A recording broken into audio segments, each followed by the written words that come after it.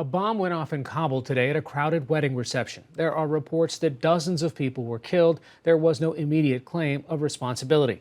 The blast is the latest of many attacks in the capital city. The U.S. still has 14,000 troops in the country.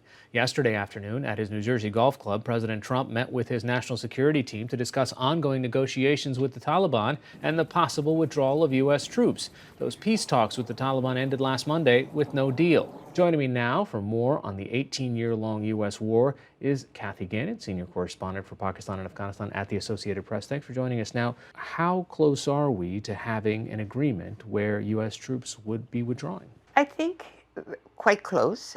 Certainly, Zalmay Khalilzad, the U.S. envoy that's negotiating, has said that that they've really made progress, and the Taliban have said that they pretty much dotted all the I's and crossed the T's, and they're part of a larger agreement, and the negotiations with the Taliban are focused mostly on withdrawal timetable, both of U.S. and NATO troops, as well as guarantees from the Taliban that they will work against terrorism, will ensure that Afghanistan is can never be another staging arena for terrorist attacks worldwide, and particularly, of course, in the United States. So I think that's very close. So it's in phases, but it's certainly moving toward a final agreement, and certainly the U.S. has been very clear, both Secretary Pompeo and Ambassador Khalilzad, that they want an agreement by September 1st. Yeah.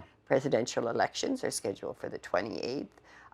Several candidates aren't even campaigning because they don't see elections actually occurring, because if you have a peace deal, most certainly the Taliban will not sign on to anything that accepts an election so soon after. Yeah.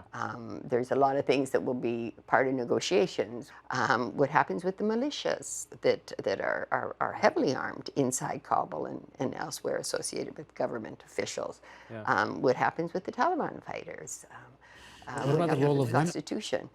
The role of women. Afghanistan is a conservative country. And certainly, while it's much better, of course, they're in school and they're politicians, but certainly the situation is not ideal. Is Afghanistan ready to take the country back? Meaning, is there a security apparatus that can decrease the crime and the violence? Is there an infrastructure that can improve an economy that isn't doing that great? It's very difficult, but also you have to remember that the international community has been there 18 years, and the situation is worsening in terms of security. Most Afghans, ordinary Afghans, not government or whatever, will say, but 18 years, billions of dollars, I feel more insecure today than I've ever felt. And corruption is still a huge, huge issue in Afghanistan, within the government, within the ministries, within just even how business is done, and highways are difficult to travel. From criminals, from Taliban, from other insurgents, you have the Islamic State that is there as well. The president wants all 14,000 people out. Is that possible? I think the agreement that the Taliban will sign on to will demand all leave.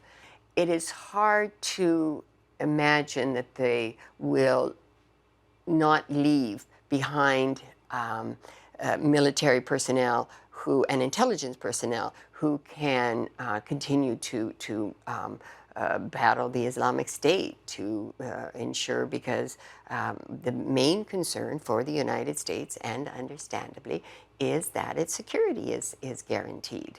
But I'm sure that they won't be there as U.S. military troops. I think the Taliban are very clear. They want the 14,000 gone. I think they understand that the anti-terrorism guarantees are going to come with oversight. Kathy Gannon of the Associated Press, thanks so much for joining us. Thank you very much.